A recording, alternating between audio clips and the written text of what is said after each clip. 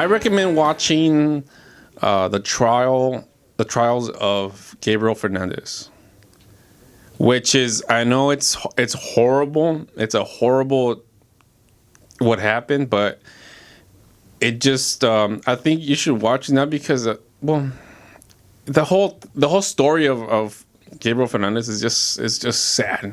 So fill us in on the story. So the story of the Gabriel Fernandez is this child, this kid who was born from this mother, and the mother didn't want the baby. So the baby gets is taken. They convince her to have the baby, and his brother, who was gay, and he had his partner, which era salvadoreño. And they raised him. They kept him, and all his pictures. He was happy. He seemed like he was in a happy place. So at four, the grandparents made an allegation that he was molested by them. By the gay couple. And then the grandpa said, "Oh, there's two men shouldn't be raising a child. It's not right." So, anyways, they did that. And they accused him of that. So then the grandparents took him in, and he seemed like he was a very happy kid with them as well. And so if you follow the story, his mom has two other kids, but for some reason they never liked Gabriel. I don't know why. So he was 7 years. So at 7 years, the only reason the mother had another live-in boyfriend, and his name is Isidro, and he was a security guard and all that crap. And so they took Gabriel in at 7, but the only reason they took him in is because this is his biological mom. Yes. And the only reason they wanted Gabriel is because they were going to get more welfare money. Oh, so that's why they took him in. So that's when the abuse started. They were, it was just horrible what they did to him. And poor kid, And like they shot him with a BB gun. They burned him. It's just horrible what they did to him. You don't even. Like if people would be upset if that would happen to a puppy, like the outrage, right? But I think there's different factors why a lot of people didn't make a big fuss. But it also it points out how all the people that failed him, like the caseworkers, the sheriff's department. There's another thing too. The sheriffs. I don't even know. What's the purpose of the sheriffs? All I hear is nothing but horrible things about the sheriffs. In the documentary, it shows how they called in one instance that what they did is they believed the mom no matter what. They believed like she knew how to spin it or whatever, and she's like, "Oh, he's a little liar. This is a liar. Like he's a bad boy and all that stuff." And so they called the sheriffs, and the sheriffs followed up. And the cop, went to go pick up Gabriel, and he arrested him, and he put him. I don't know if he got arrested or he put him in the back of the squad car. And I said, if you keep lying and if you keep doing this, you're gonna end up here. So even the sheriffs didn't believe him. Oh shit. So then it shows how the children's system in Los Angeles County, how bureaucracy and how they don't really. It shows them how they don't really care about the kids. They really care about just maintaining power in Los Angeles County. So they did that. They did that, and the social workers, like how many times it was documented that they called the social workers to go intervene into the abuse. The teacher called the child abuse hotline, because teachers are mandated reporters, so they have to report abuse. So Gabriel will come in with a black eyes, just beat up, and the child the services, like they had a social workers they were assigned to. One of them was Stephanie Rodriguez, and she gets blamed a lot, which is true. But she was very new to the department, and she believed the mom. She believed the mom, and also another case where it also shows that some workers don't even want to work. They just type in whatever the hell it is. Like some of them didn't even follow up. How do you know this information? Did you follow up? No. So even the caseworkers were charged for, I think, murder and stuff. Oh, really? Yeah. Wow. For child abuse. So it's just all these levels, like the people. So one of the security guards at the welfare office, he said he saw Gabriel, and he's like, first he saw the mom, he's like, oh, it's the chola chick, right? So he saw Gabriel and 2 kids, and Gabriel, he looked beat up, and he bumped into his desk, and he went like this, and he's like, oh, I'm doing something about this. So he called all these. He tried to get somebody to help Gabriel. He called his supervisor, and the supervisor, oh, it's Friday, it's 5:45, What am I gonna do? Right. They won't pay us overtime. So the county is actually owned by, it's not by the county. It's by a private company named Maximus. That they're the ones who don't pay them. So it's kind of like, fuck, man. Like, so they didn't do anything. He called the cops, saying he had to call the cops because none of the workers wanted to do anything, and they never followed up. It's just all these layers of the system, the parents.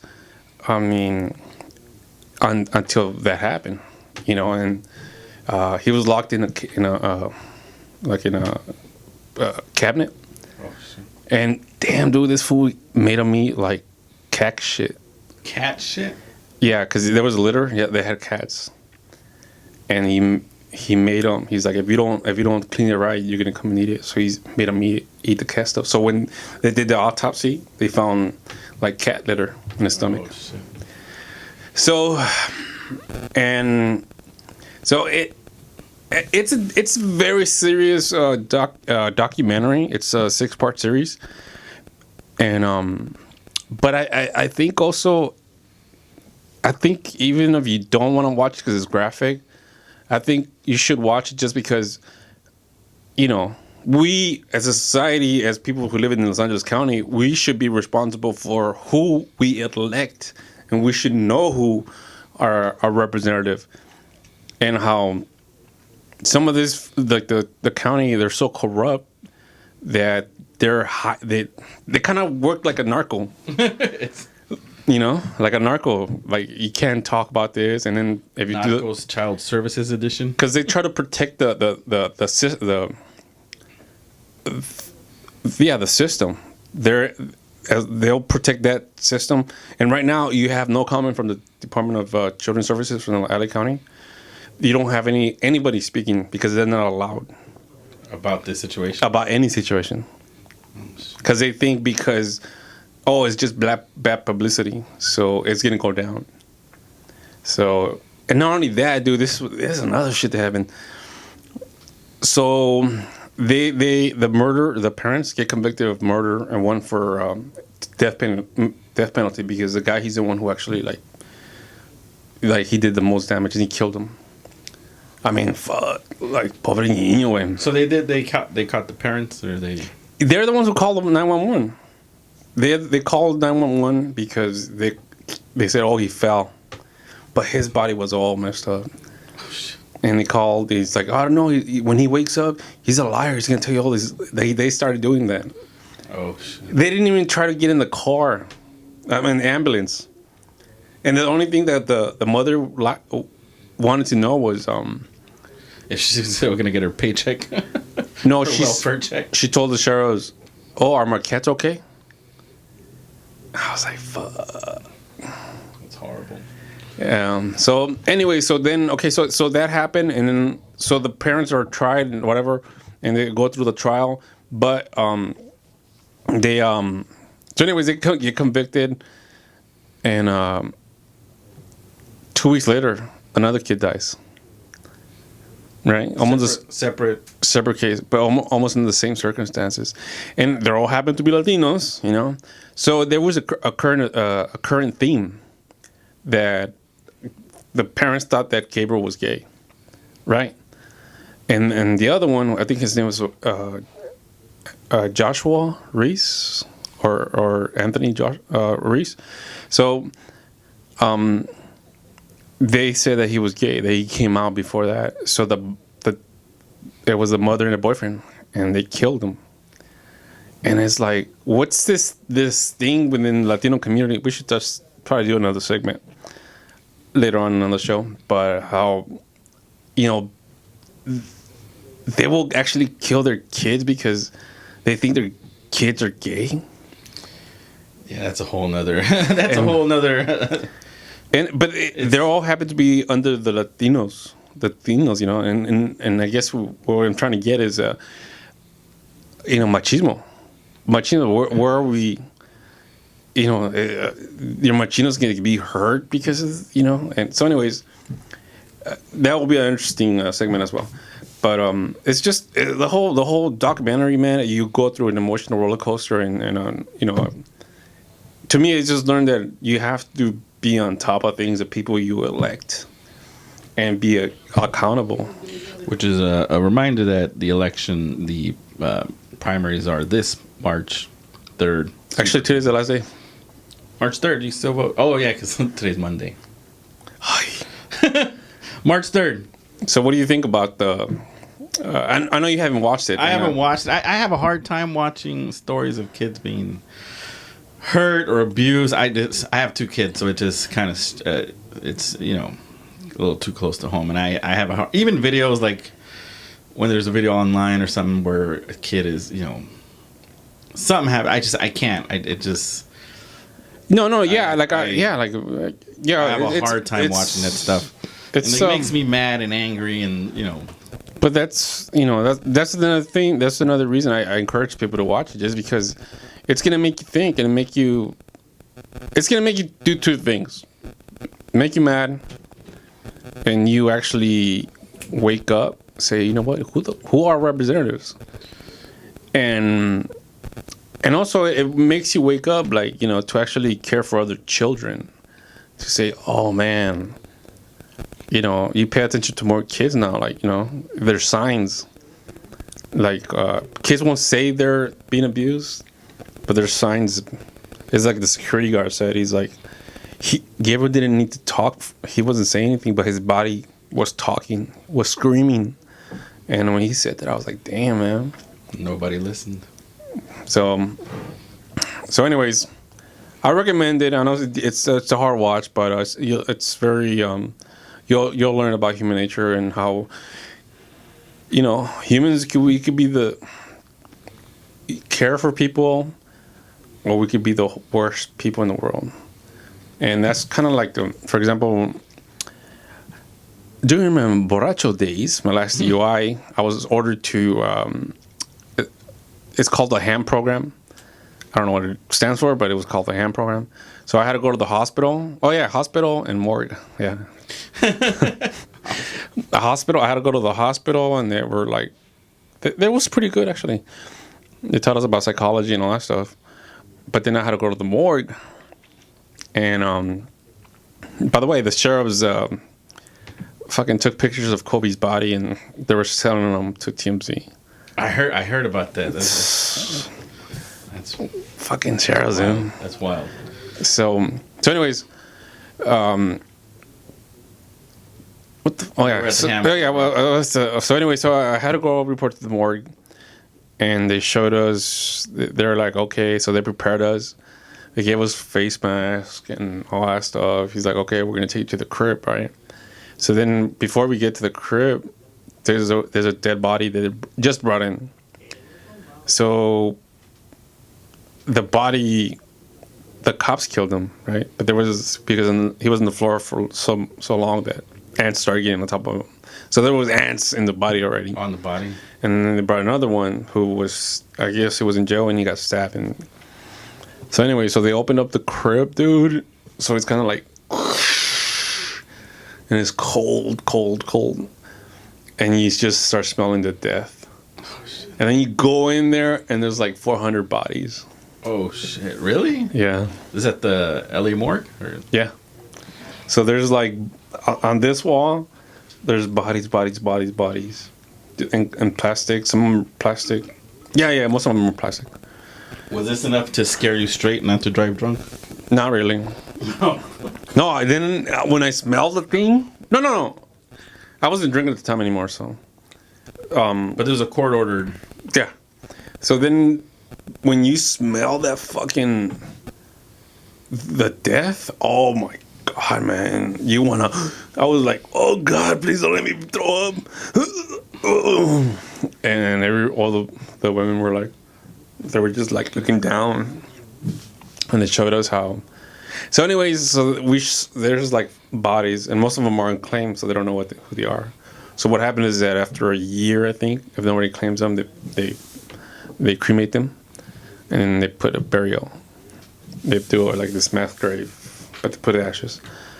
And they're like, well, if you're a veteran, you're lucky because the VA picks you up. The Veterans Affairs picks you up, and they do a ceremony. I was like, so there's a lot of homeless. They get picked up from there. Veterans. Yeah. So we go in there, and then they have another section they open up, and it looks like a garage, like a. You ever take garage? You ever take your car, like to a dealership? Yeah. And then they take it, and you see like everybody's working on one car, like in lines. So it's like that, but instead of cars, they're just bodies. There's people working on different bodies. Yeah. So, and some people, like people are born for certain jobs. The people that do the morgue, it was kind of crazy because they're all lecturing us and all that stuff. And then we go walking by, and there's pictures of them with like, they're working, but they're like, hey, take a picture. Hey, what's up? And they're all working on the body like nothing. Yeah. Yeah. It's a Tuesday for them. So when they do the autopsy, they take out all your organs. Right. They take them out. And if you want to donate them, they donate them. But they take them out. They take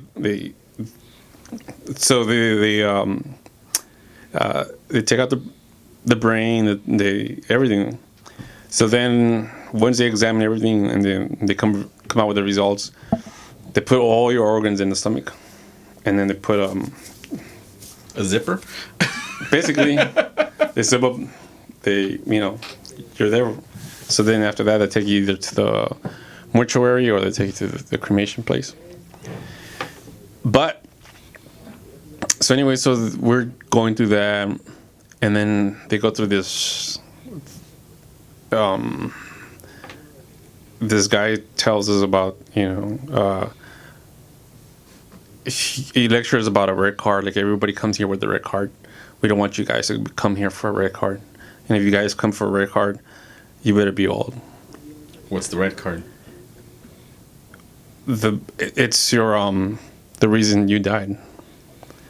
So don't come in. We don't want to see a red card from you guys telling us that you're too young to die. You guys better come here with the red card as old people. Okay, gotcha. So anyway, so then after that, we made a right, and then there's a doctor. He goes, somebody stops us. He's like, you guys can't come this way. There's a secret, a big case, and they have big cases. They have a lot of people in it. So what happened is and then the doctor comes out. He's like, you guys could come in. You could watch. So they allowed us to watch. So he's like, well, this is a kid who's 10 years old, and the mother starved him in Echo Park. They starved him, and he was like 34 pounds. Wow. So he was on the bed, and he looked like a Holocaust victim. like some shit you see in the movies. Well, there's no meat on them. Nothing, just bones. And then they picked him up, and he was just like, and they put him in his head in the like in a little thing stable, and they start cutting him. And he's like, "This is what happens. Like even though it was weird. He's like, you pray for this kid, his soul. We see the good things, and we also see the beautiful things in humans, and that's what humanity is capable of. You know what I'm saying? And and also there were Latinos, and the mom tried to plead that she didn't speak English, so she didn't know. So, anyways, it was just like there's something there among Latino parents that they triggers them to do that to their children, dude. I don't want to point fingers at it, but I feel like a lot of people have kids at an age that they're not supposed to, and they're not ready. I think if you're gonna have kids, you got to be ready for the responsibility. And I think a lot of times, young parents, they're not. And I'm not saying it happens in the Latino community, but it happens, and I see it a lot. And if you're not mentally prepared to care for someone, to give up your life for someone, then you shouldn't be having kids, because kids is a big responsibility, and your life is gonna change when you have one. And if you're not prepared, then you better get prepared. If you're That's why I'm not prepared. That's why I'm not prepared at 41. I mean, and no one really is. No one's ever really prepared. But you got to mentally prepare yourself so that you are going to be caring for somebody else, and that's a big responsibility. So, and I don't think everybody can handle it. That's why, guys, you should really, really, really think about who you're going to get married. All right. So, anyways, I just recommend watching that, and it's really serious, but I think people out there could learn from this. So I just encourage it. So, anyways. So we're gonna do the Let's wrap this segment up. All right, so we apologize. It was a down show, a downer, but you know what? In life, there's funny times and there's sad times. So we're glad that you're here and with us in this sad time. So we'll be back. Have a good one.